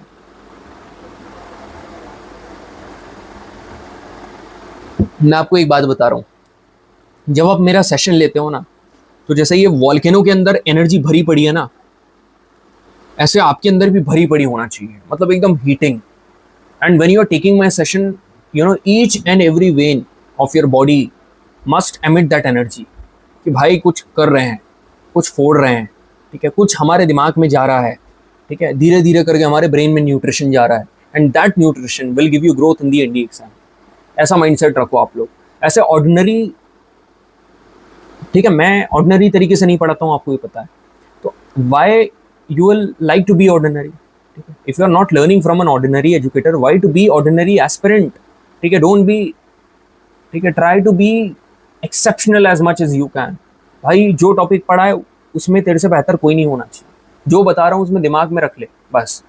अब देखो यहाँ पर वॉल्केनो, ठीक है, तो यहाँ पर हम लोग वॉल्केनो पढ़ने वाले हैं। Volcano, I hope you all are excited like this boy. क्या भाई मस्त देख रहे हो, जोश। ठीक है, तो वॉल्केनो क्या है एक्चुअली में, ठीक है। वॉल्केनो जो आपको ऊपर ओपनिंग दिख रही थी ना, उसको, ये पूरा तो यार माउंटेन है भाई, नहीं नहीं, ये ऐसा, यहाँ से आपको ये पूरा सरफेस है और ये पूरा आपको ऊपर उठता हुआ एक ओपनिंग दिख रही है, मतलब इतनी जमीन में इतना पार्ट ऊपर उठा हुआ है, ये ओपनिंग है। इसको हम लोग क्या बोलते हैं? इसको बोलते हैं वॉल्केनो। मतलब volcano is a vent, volcano is a vent or opening from where, जहां से gases, ashes, debris, lava escape to the ground, ground पर आते हैं।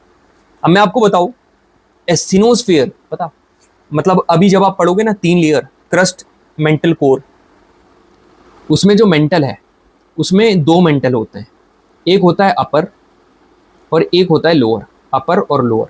अपर मेंटल का मेजर पोर्शन को बोलते हैं एस्थिनोस्फीयर। क्या बोलते हैं? एस्थिनोस्फीयर। तो एस्थिनोस्फीयर क्या होता है? एक ऐसा वीकर जोन अपर मेंटल में, ठीक है, ऐसा weaker zone through which मॉल्टन rock material present. अब मेरी बात ध्यान से सुनना, अपर मेंटल में ऐसी जगह जहां पर ये जो मॉल्टन रॉक मटेरियल प्रेजेंट रहता है ना, इसको हम लोग एस्थिनोस्फीयर बोलते हैं। अब मैं आपको क्या बता रहा था, बोल रहा था ना, मेरी बात सुनना। ये वॉल्केनो है, ठीक है। इसके अंदर जो चीज़ है उसको आप लोग बोलोगे मैग्मा, ठीक है, क्योंकि माँ से मेंटल और माँ से मैग्मा, जब ये बाहर आ जाएगा ना तब आप इसको बोलोगे लावा, तब आप इसको बोलोगे लावा। ये फर्क है मैग्मा और लावा में। So the material present in the upper mantle zone is called magma. जैसे ही once the magma starts reaching to the surface it is referred as lava. इसको हम लोग क्या बोलने लगते हैं, लावा। एक cup shaped mouth of volcano is called crater. इसका जो माउथ होता है उसको हम लोग क्या बोलते हैं, crater. It is called crater, ठीक है। अब ये जितना भी स्ट्रक्चर दिख रहा है इन सभी के बारे में हम लोग स्टडी करेंगे, डोंट वरी अबाउट दैट। कुछ क्वेश्चन प्रैक्टिस करते हैं। So the मॉल्टन material found inside the earth, मतलब अर्थ के अंदर जो पाया जाता है मॉल्टन मटेरियल, उसको तो लावा बोलते हैं, नहीं भाई, मैग्मा बोलते हैं। मैग्मा यहाँ पर ऑप्शन में है नहीं, option number D is correct. The most abundant gas जो कि वॉल्केनो से निकलती है यह है सल्फर डाइऑक्साइड, ठीक है। सल्फर डाइऑक्साइड एक ऐसी गैस है जो कि वॉल्केनो में से सबसे ज्यादा निकलती है। अब बात करते हैं कैटेगरीज ऑफ वॉल्केनो, ठीक है। कितनी कैटेगरी के वॉल्केनो होते हैं, दो बेसिस पर इनको डिवाइड करा है। एक तो बेस्ड ऑन पीरियड और दूसरा बेस्ड ऑन इरप्शन। पीरियड के बेसिस पर तीन category, active volcano, dormant volcano और एक्सटिंक्ट वॉल्केनो, ठीक है। एक्टिव, डॉर्मेंट और एक्सटिंक्ट। इरप्शन के बेसिस पर सेंट्रल और फिशन। तो पहले अपन एक्टिव, डॉर्मेंट और एक्सटिंक्ट के बारे में स्टडी करते हैं। देखो एक्टिव वॉल्केनो पता कौन से हैं, जो कि रिसेंटली पास्ट में इरप्ट हुए थे और जिनकी काफी ज्यादा पॉसिबिलिटी है to erupt soon in future, मतलब फ्यूचर में भी इरप्ट करेंगे। डॉर्मेंट का मतलब ही आलसी होता है, लेथार्जिक, सीक्रेट, मतलब they have not been erupted for a long time, काफी टाइम से इरप्ट नहीं हुए, मगर ऐसा है कि इनकी पॉसिबिलिटी है कि फ्यूचर में इरप्ट करेंगे, ठीक है। जैसे मैंने आपको बोला था ना, okay, no matter like if you have been sleeping so far, be like a lion, wake up, if you decide to eat, eat at any cost, ठीक है। वही चीज इस तरीके से, कोई भरोसा नहीं आगे चल के, भाई कोई पॉसिबिलिटी नहीं है कि आगे चल के इरप्ट हो जाए। और एक्सटिंक्ट ऐसे होते हैं कि they erupted thousands of years ago, हजारों साल पहले कभी इरप्ट हुए होंगे और फ्यूचर में इरप्ट होने की कोई भी पॉसिबिलिटी नहीं है, ठीक है। ये समझ में आया सभी को, on the based on period. अब ऑन बेस्ड ऑन इरप्शन में आपको एक बात बता रहा हूँ। सेंट्रल इरप्शन क्या होता है, यदि ऐसे एकदम से एकदम वायलेंटली यदि यहाँ से निकल रहा है क्या, मैग्मा वॉल्केनो में से, तो इसको हम लोग सेंट्रल इरप्शन बोलेंगे। यदि जेंटली निकल रहा है, ठीक है, जेंटली मतलब आराम आराम से, तो इसको हम लोग बोलेंगे फिशर इरप्शन। बस इतना ही पढ़ना था यहाँ से। कुछ इंपॉर्टेंट नाम बता दे रहा हूँ, याद कर लो, बहुत इंपॉर्टेंट है, क्रूशियल एक्टिव वॉल्केनो है। पहला है भाई बैरन आइलैंड। बैरन आइलैंड जो है, बैरन आइलैंड कहाँ पर है, अंडमान आइलैंड में, और only active volcano in India, मतलब इंडिया में सिर्फ एक एक्टिव वॉल्केनो है जिसका नाम है बैरन आइलैंड, जो अंडमान एंड निकोबार की कैपिटल है पोर्ट ब्लेयर, उससे 140 किलोमीटर दूर। फिर है किलेऊ, मोस्ट एक्टिव वॉल्केनो, जो कि कहाँ पर है, यूएसए के हवाई आइलैंड में, ठीक है, यूएसए के हवाई आइलैंड में। फिर आता है मोना लोआ, ये कहाँ पर है, ये भी यूएसए के हवाई आइलैंड में है, और ये लार्जेस्ट एक्टिव वॉल्केनो है in terms of area and volume, मतलब एरिया और वॉल्यूम के रिस्पेक्ट में ये सबसे बड़ा वॉल्केनो, सबसे बड़ा एक्टिव वॉल्केनो।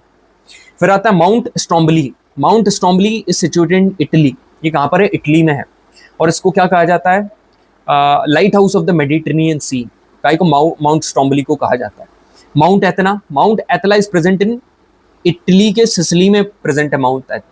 मैं चाहता तो दोनों का इटली लिखा देता, मगर यूजुअली कई कॉम्पिटिटिव एग्जाम में क्या पूछा जाता है कि माउंट एतना को स्पेसिफाई करके बताते हैं कि सिसिली में प्रेजेंट है। माउंट एरेबस, ये कहाँ पर है, Antarctica, it is situated in Antarctica. फिर आता है माउंट कोटोपैक्सी, ये कहाँ पर है, इक्वाडोर। इक्वाडोर पता है आपको कहाँ पर है, Ecuador is in south America, ठीक है, साउथ अमेरिका में है इक्वाडोर, और जहाँ से क्या पास होती है, इक्वेटर, जहाँ से इक्वेटर पास होती है, रिलेट कर लेना, ठीक है, बता रखा है। अरेबस कैसे याद करोगे, मैंने बोला अंटार्कटिका में भी वॉल्केनो, आप क्या बोले, अरेबस भी है, कैसे होगा, अंटार्कटिका मतलब बर्फ ही बर्फ है, तो उसे याद कर लो, माउंट अरेबस, ठीक है। मोना लोआ, यार मैं तुमको एक बढ़िया चीज बता रहा हूँ, सुनो मेरी बात ध्यान से, ठीक है, ध्यान से सुनना, लिसन टू मी केयरफुली। ये पूरा का पूरा क्या है, हवाई आइलैंड, ठीक है, दिस इज हवाई आइलैंड। और हवाई आइलैंड कहाँ पर है सर, हवाई आइलैंड यूएसए में है, ठीक है। ये क्या है, ये मान के चलो कि हवाई आइलैंड में ये है मोना लोआ, ठीक है, लिसन टू मी केयरफुली, नहीं ये है मोना लोआ, मोना लोआ, ठीक है।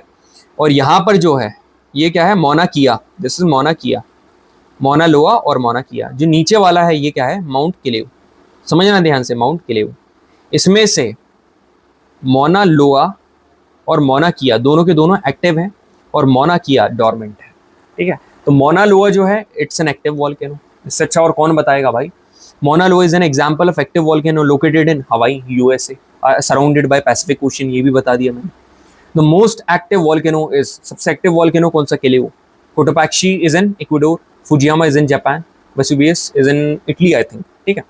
स्ट्रोम्बोली क्या है, active volcano. Which volcano is called the lighthouse of the Mediterranean Sea, बस अब भी बताया ऊपर, answer is Stromboli, mount Stromboli, ठीक है। कितने क्वेश्चन करवा रहा हूं आपको, देखो यहाँ पर ध्यान से, आंखें खोल खोल कर। पैसिफिक रिंग ऑफ फायर यहाँ पर आपको दिख रही है, this is exactly Pacific ring of fire, जो आपको दिख रही है ना ऐसे ऐसे कर करके, this is Pacific ring of fire, ध्यान से देख लो। अब याद रखना पैसिफिक रिंग ऑफ फायर, पता है जितने भी earthquake, volcano, tectonic activities, convergent boundary, आपको सारी की सारी चीजें यहाँ पर देखने को मिलेंगी। जितना भी जो डिस्ट्रक्शन है सारा यहीं पर देखने को मिलेगा, पैसिफिक रिंग ऑफ फायर। इसको पढ़ना बहुत जरूरी है, Pacific ring of fire, high probability आने का, और जितना मैं बता रहा हूँ उतना मोर देन इनफ है, ठीक है। पहली बात तो एक चीज नोटिस करना, आपको क्वेश्चन आ सकता है ऑब्जर्वेशन के ऊपर, ये जो हॉर्स होता है ना उसके शू के शेप का है पैसिफिक रिंग ऑफ फायर। तो जो रिंग ऑफ फायर है, you know, it is also called circum Pacific belt, is also refer to as ring of fire, मतलब इसको सरकम पैसिफिक बेल्ट कहा जाता है। यहाँ पर वॉल्केनिक इरप्शन काफी मैक्सिमम है, and it is a path along the Pacific ocean, मतलब पैसिफिक ओशन में रिंग ऑफ फायर है। Circum Pacific belt is situated in Pacific ocean which is characterized by active volcanoes and frequent earthquake, जहाँ पर बहुत ज्यादा volcano भी होते हैं और अर्थक्वेक्स भी आते हैं। The ring of fire is caused by moment of collision of several tectonic plate, यहाँ पर जो ring of fire का मोमेंट है ये काई की वजह से होता है, बहुत सारी टेक्टोनिक प्लेट के कोलिजन के मोमेंट की वजह से, ठीक है। मतलब यहाँ पर बहुत ज्यादा कोलिजन होता है, आगे चल के अपन टेक्टोनिक्स बस एक क्लास और रुक जाओ, पढ़ेंगे आपको क्लियर हो जाएगा। बाकी रिंग ऑफ फायर समझ में आया, यहाँ पर क्वेश्चन देखो और अच्छे से समझ में आएगा। In which belt the volcanic eruption is maximum, आपको लग रहा होगा मैं डायरेक्टली बता रहा हूं, ठीक है, स्पीडी बता रहा हूं। अब जो चीज के ऊपर समय देना होता है मैं बिल्कुल उसके ऊपर समय देता हूं, कोई चीज को 2 बार बताता हूं, 3 बार बताता हूं। अब जो चीज डायरेक्ट है मैं उसको क्या करूं, मैं उसको तो सीधे अपने स्टूडेंट के दिमाग में कोशिश करूंगा ना कि सीधे दिमाग में बैठ जाए। तो वॉल्केनिक इरप्शन कहां पर ज्यादा होता है, रिंग ऑफ फायर, जिसको कहा जाता है सरकम पैसिफिक बेल्ट। एक क्वेश्चन ऐसे भी आ सकता है, ring of fire is associated with earthquake हंजी, वॉल्केनो हंजी, पैसिफिक ओशन, हाँ पैसिफिक ओशन में ही तो रिंग ऑफ फायर है, फॉरेस्ट फायर, अरे ये थोड़ा ना पढ़ा हमने कि रिंग ऑफ फायर के जंगलों में आग लग जाती है, कुछ भी मतलब। 1 2 3 are correct, option number A is correct. ऐसा क्वेश्चन आपको शायद ही आए, एक ही पूछे आपसे कि 80% of the world's active volcano exist in which of the following belts. पहला तो सरकम पैसिफिक बेल्ट है, जिसको हम लोग क्या बोलते हैं, हॉर्स शू बेल्ट या फिर रिंग ऑफ फायर, ठीक है। साथ में कभी आए ना तो मिड कॉन्टिनेंटल बेल्ट भी लगा देना, यदि आपसे एक्टिव वॉल्केनो से एसोसिएटेड करके पूछे। तो 3 and 2 is correct, option number A is correct. An aspirant feels after solving Kapil भैया की पीडीएफ के क्वेश्चन, याद है कि नहीं, how's the josh, major Vihaan coming out of the territory of Pakistan after hitting the terrorist, ऐसे ही। क्रूशियल डोरमेंट वॉल्केनो कौन कौन से है भाई, पहला है माउंट किलिमंजारो, इसको तो गलती से भी छोड़कर मत जाना, गलती से भी छोड़कर मत जाना। ये तंजानिया अफ्रीका, मतलब अफ्रीका में तंजानिया में है। एक है माउंट रेनियर, मोना किया अभी बताया, Hawaii island, USA, Pacific Ocean, ये आप देख लो जो अभी आपको ऊपर बताया। माउंट वेसुवियस इटली है ना, mount Vesuvius is in Italy.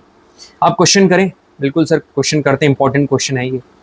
The famous volcanic mountain Krakatoa is situated in which of the following country, Krakatoa is situated in Indonesia.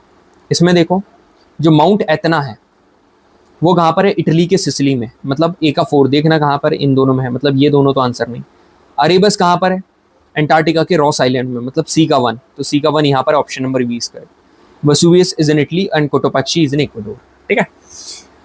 The highest mountain peak of Africa Kilimanjaro कहाँ पर situated है, Kilimanjaro is situated in Tanzania, ठीक है, Tanzania Africa. चलो बढ़िया है। अब types of volcano, ये क्या आ गया, देखो ध्यान से, हर बार मैं स्टूडेंट को इसी के माध्यम से समझाता हूँ क्योंकि कॉम्प्लिकेटेड है थोड़ा, ठीक है, मगर अब नहीं है। यहाँ पर आपको एक बड़ा सा बंदा दिख रहा है, एकदम लार्ज सा बंदा दिख रहा है, जिसके हाथ में क्या है, शील्ड है, ठीक है। दूसरे में यहाँ पर आपको एक शांत, काम, कूल और एक कंपोज्ड पर्सन दिख रहा है, ठीक है, शांत, ठीक है, मेडिटेशन करता। और इसको तो जानते होगे आप, काल, ठीक है, काल बहुत खतरनाक है भाई, ठीक है, वो वेरी वेरी खतरनाक, इसको मारने में मतलब हालत टाइट हो गई थी कृष की। ये फ्लड है और ये आपको ओशन के बीच में ना आपको एक ऐसा गड्ढा टाइप का दिख रहा है, गड्ढा टाइप को ओशन के बीच में दिख रहा है। तो मेरी बात अब ध्यान से सुनना, एक्चुअली में आपको मजा आने वाला है, सही में मजा आएगा। अब आप देखो, ठीक है। पहला भाई shield. Shield is the largest of all volcanoes on the अर्थ। बड़ी वाली शील्ड थी ना, लार्जेस्ट, जितने भी बड़े से बड़े वॉल्केनो हैं वो सारे they are the part of shield volcano, composite volcano. तो यहाँ पर क्या लिखा हुआ है, eruption of cooler and viscous lava, एकदम जो ठंडा लावा, कूल, कंपोजिट वॉल्केनो किसका मतलब कौन सा लावा यहाँ पर इरप्ट करते, एकदम ठंडा वाला। मगर ध्यान से सुनना, जो शील्ड वॉल्केनो है ना, मोस्टली शील्ड वॉल्केनो जिसका एग्जांपल है हवाइयाँ, ठीक है। अभी मैंने बताया ना हवाइयाँ आइलैंड पर जो भी बने हुए शील्ड वॉल्केनो है। Shield volcano they are made up of basalt. कभी भी बेसाल्ट आए ना, बेसाल्ट से आज से याद रखना, कभी भी आपके दिमाग में आए तो याद रखना हाईली फ्लूइड लावा। बेसाल्ट का मतलब हाईली फ्लूइड लावा, याद रखना, मैं बता रहा हूँ आपको, बहुत हेल्प करेगा। जो बेसाल्ट है एक हाईली फ्लूइड लावा है, ठीक है। अब बड़ा है इसका मतलब ये नहीं है कि एक्सप्लोड कर जाए, ठीक है।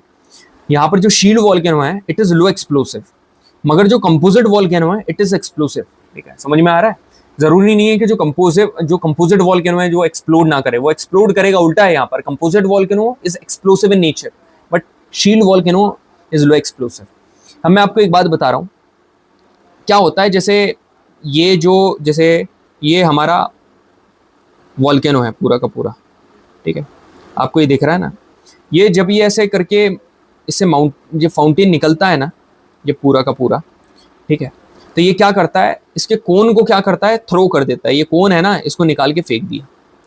अब कोन को निकाल दिया ना, इसकी वजह से बन जाता है सिंडर ऐश कोन, सिंडर कोन यहाँ पर बन जाता है, बस ये याद रखना। तो कौन सा वॉल्केनो सिंडर कोन बनाता है? Shield volcano. बात खत्म, बस इतने याद रखना था। कंपोजिट वॉल्केनो क्या करता है, लेयर्स का फॉर्मेशन करता है। जिस तरीके से सेडिमेंट्री रॉक लेयर बनाता है ना, उसी तरीके से कंपोजिट वॉल्केनो लेयर बनाता है। अब आते हैं काल्डेरा के ऊपर, मैंने बोला था खतरनाक, so the most explosive of the earth volcano. भाई जब ये इरप्ट होता है ना, तो इतनी तेज इरप्ट होता है कि ये खुद ही टूट जाता है, ठीक है। It gets collapsed when erupt, ठीक है। अब जो इसका कोलैप्स्ड वाला डिप्रेशन होता है, ठीक है, टूटा हुआ गड्ढा, उसको बोलते हैं काल्डेरा। अब अभी मैंने आपने नोटिस करा होगा, यहाँ पर एक चीज बनाई थी, अब ये ऊपर टूटा, ऊपर वाला जो रीजन है ये टूट गया। तो आप एक बात मेरे को बताओ, अब जहां पर मैग्मा भरा होता है उसको हम लोग क्या बोलते हैं? उसको बोलते हैं magma chamber. Magma chamber, magma chamber इसकी क्लोज विसिनिटी में आ गया ना। विसिनिटी का मतलब होता है ओपनिंग, तो इसकी जो विसिनिटी है वो क्लोज हो गई, मतलब जो ओपनिंग है वो पास आ गई ना। क्या कि मैग्मा चैम्बर, क्यों? क्योंकि ऊपर वाला तो टूट गया। तो यहाँ पर एक ह्यूज मैग्मा चैम्बर होता है इन द क्लोज विसिनिटी। अब आता है फ्लड बेसाल्ट लावा। फ्लड बेसाल्ट लावा पता है, जो ऊपर बताया, ये काफी हाईली फ्लूइड लावा देता है ना। और ये बाकी जिससे डेक्कन ट्रैप्स मिलकर बने हुए हैं, उतना इंपॉर्टेंट नहीं है ये छोड़ो। अब मिड ओशनिक रिज, आगे चल के जब आप पढ़ोगे, मतलब समुद्र के बीच में भी ऐसी कई जगह हैं जहाँ से यहाँ पर आपको ना ऐसे लावा देखने को मिलता है। इसको मिड ओशनिक रिज बोलते हैं। तो mid oceanic ridge found in oceanic area, जहाँ से यहाँ पर वॉल्केनो देखने को मिलता है। क्लियर है? मजा आया? ठीक है, यही पढ़ाने का तरीका है यार। अब यहाँ पर कुछ मतलब सिल, डाइक, बाथोलिथ, लाइकोलिथ, फैकोलिथ, इसमें आपको डाउट होता है ना, अब नहीं होगा, अब नहीं होगा। सही में आप इसका गेम बचा दोगे। देखो, इग्नियस रॉक है ना, दो प्रकार के होते हैं। मतलब इग्नियस रॉक लावा से मिलकर बनते हैं, आगे चल के आप पढ़ोगे, है ना। लावा ठंडा होता है, ठीक है। अब लावा जो ठंडा होता है ना, लावा कूल होता है। लावा ठंडा बाहर भी हो सकता है और अंदर भी हो सकता है। लावा ठंडा बाहर भी हो सकता है और अंदर भी हो सकता है। सुनना ध्यान से। अब एक चीज बता रहा हूं ध्यान से, जब बाहर होगा तो उसको वॉल्केनिक रॉक बोलेंगे, जब अंदर होगा इसको प्लूटोनिक रॉक बोलेंगे, ठीक है। अब यहां पर कुछ चीजें बता रहा हूं। ये आपको बड़ा सा बाथटब दिख रहा है?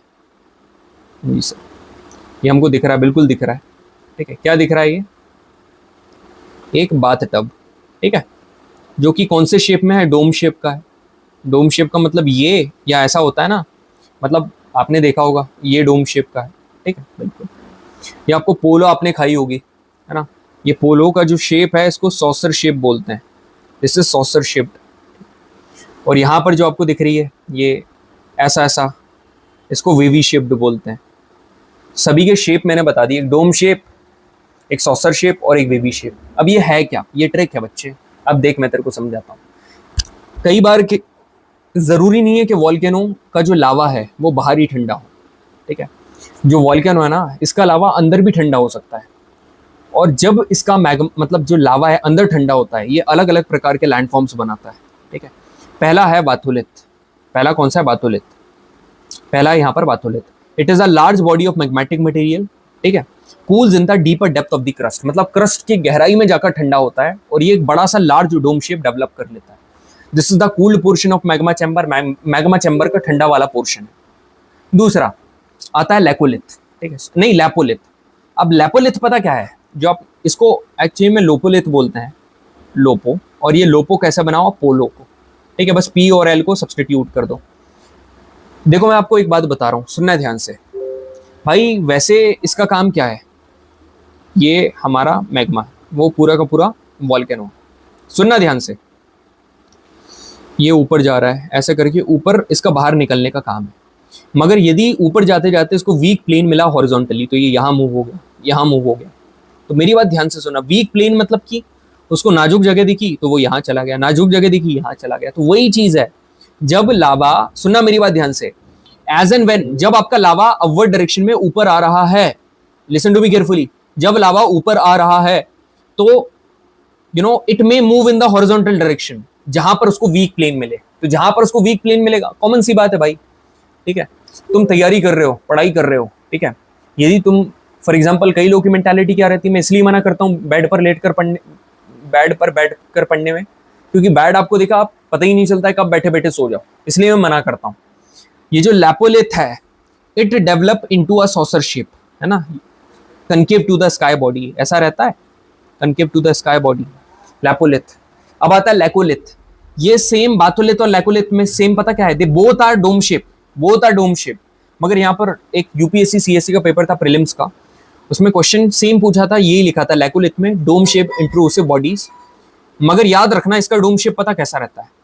इसका डोम शेप रहता है ऐसा, ठीक है, इसका लेवल बेस रहता है, जो बेस है इट विल बी लेवल्ड, ठीक है, बेस लेवल रहेगा और नीचे से अलग अलग पाइप लाइक कंडुइट देखने को मिलेगी, ठीक है, pipe like conduit will be coming from like नीचे से। ये लैकोलिथ है। अब मेरी बात सुनो, फैकोलिथ। फैकोलिथ होता है a wavy shaped mass is found at the base of syncline. और आप एक बात बताओ, ये है फैकोलिथ। जब आप इसको फेंकोगे, मतलब फैकोलिथ, फेंकना मतलब फैकोलिथ, तो ये कुछ इस प्रकार से मूव करेगा, ऐसा आपने देखा है, ठीक है। एक ये जो है इसको बोलोगे सिंक्लाइन, इसको बोलोगे एंटिक्लाइन। एक सिंक्लाइन है और एक एंटिक्लाइन है, ठीक है। कभी भी लिसन टू मी केयरफुली, एक वीवी शेप का mass is found at the base of syncline और at the top of the anticline, उसको बोलते हैं फैकोलिथ, ठीक है। और आगे चल के आखिरी में यही फैकोलिथ बना लेता है बाथोलिथ। भाई ये सारी ट्रिक मैं क्यों बता रहा हूँ? ताकि चीजें आपको आसान हो, ताकि चीजें आपके दिमाग में आसानी से घुसे। सवाल तो आपको एकदम सीधा जो बताया ना यही पूछेगा, यही एज इट इज। आप एग्जाम्पल देख लो। अब एक और ट्रिक देखो, भाई तू सोता कैसा है? मैंने बोला स्लीप। सोता कैसा है? ऐसा या ऐसा? भाई पैर ऊपर सिर नीचे, ऐसा थोड़ी ना, ऐसा सोएगा ना, हॉरिजॉन्टली सोएगा तू, इसको हॉरिजॉन्टल बोलते हैं, ठीक है। और इसको क्या बोलते हैं? वर्टिकल। तो आप वर्टिकल तो सोगे नहीं, हॉरिजॉन्टल। दो प्रकार की और लैंडफॉर्म होते हैं, एक सिल और एक डाइक। जो हॉरिजॉन्टल बॉडीज होती है इंट्रूसिव इग्नियस रॉक की, उनको सिल बोलते हैं। उनको क्या बोलते हैं? सिल। पतली पतली रहती है ना, तब वो शीट रहती है, मगर जब वो मोटी हो जाती है उनको सिल बोलने लगता है। डाइक मतलब ऐसे दीवार like structure, vertical bodies of intrusive igneous rock. जो इंट्रूसिव इग्नियस रॉक है उनकी वर्टिकल बॉडीज, जहां पर लावा ठंडा होकर, सॉलिडिफाइड होकर ग्राउंड के परपेंडिकुलर खड़ा हो जाता है, लाइक वॉल लाइक स्ट्रक्चर, ठीक है, वॉल लाइक स्ट्रक्चर। क्वेश्चन देखो, इतने घटिया सवाल पूछेगा आपसे। Which one of the following is the lowermost inner part of the intrusive igneous rock? सबसे नीचे वाला part, lowermost dome shaped structure, batholith. एक large body of magmatic material that cools down in the deeper depth of the earth crust। यही मैंने ऊपर बताया, just यही, जो कि जमीन के अर्थ क्रस्ट के गहराई में जाकर ठंडा होता है और बड़ा सा डोम शेप बना लेता है, इसको बाथोलिथ, इसको बाथोलिथ बोलते हैं, ठीक है। ये कुछ बहुत इंपॉर्टेंट फैक्ट आपको गिफ्ट के तौर पर दे रहा हूँ, यदि सवाल आए तो लगा देना। Most active volcano of the world Kilauea, highest active volcano Ojos del Salado, only active volcano in India Barren Island. ऐसा कॉन्टिनेंट जिसमें एक भी एक्टिव वॉल्केनो नहीं है, Australia. The most explosive type of volcano caldera, least explosive basalt plateau, lighthouse of the Pacific ocean, है ना, इसको क्या बोलते हैं? Izalco. Lighthouse of the Mediterranean sea, Mount Stromboli. Only volcanic peak in Antarctica, that is mount Erebus, ठीक है। चलो भाई, तो अब मेरी बात सुनो, ठीक है। एक ये आखिरी है, दो प्रकार, एक एसिडिक लावा होता है और एक बेसिक लावा होता है। बस आप बेसिक लावा याद करो, ठीक है। जो बेसिक लावा बेसाल्ट से याद करना, बेसिक से बेसाल्ट, बेसाल्ट भी हाईली फ्लूइड था, ये भाई हाईली फ्लूइड है, ये लेस फ्लूइड है। अब फ्लूइड मतलब पानी ज्यादा है तो ये कम गाढ़ा होगा, less viscous. It is dark in colour, dark colour का है। It is poor in silica, तो ये वाला रिच इन सिलिका। अब इसमें सिलिका नहीं है तो कुछ ना कुछ अच्छा होगा, मतलब it is rich in magnesium, magnesium. अब भाई ये इतना पतला है तो इट इज हॉटेस्ट लावा, गर्म लावा है। और आपको पता है जो चीज पतली है, आप एक बात बताओ, यदि वाटर की तरह है तो क्या ये कभी ठंडी होकर ऐसा माउंटेन बनाएगी? क्या, कभी भी नहीं बनाएगी। It does not have heighted plateau, ठीक है। वो बस मतलब ऐसे नॉर्मली डेकन प्लेटू बना देते हैं। जैसा डेकन प्लेटू आपका ऑप्शन है ना, मैंने अभी आपको बताया था, ऊपर पढ़ा रहा था आपको, एक टॉपिक पढ़ा रहा था ना जिसमें बेसाल्ट लावा के बारे में पढ़ा रहा था, वो आगे चल के क्या बनाता है, डेकन ट्रैप्स। जब आप इंडियन ज्योग्राफी पढ़ोगे तब आपको पता चलेगा, वो एक प्लेटू है, इंडिया में पाया जाता है, वो भी हाइटेड प्लेटू नहीं है कोई। तो ये आपको मतलब और भी आगे जानकारी मिलेगी, मगर जो भी चीजें बताई आई होप आप सभी को क्लियर होगी। नाउ जेंटलमैन, आप रात जागो, सुबह जल्दी उठो, दोपहर में उठो, कोई मतलब नहीं, आप काम कंप्लीट करो, ये ज्यादा जरूरी है। You may lie to your educator, you may parents, but not to yourself, ठीक है। चलो, आई होप आप सभी को बढ़िया लगा होगा ये वाला सेशन। सीधी सीधी चीजें थी, कोई घुमा फिरा कर नहीं थी। लग रहा है तो दोबारा सेशन देखो, सारे ही बढ़िया टॉपिक थे। थैंक यू वेरी मच, जय हिंद।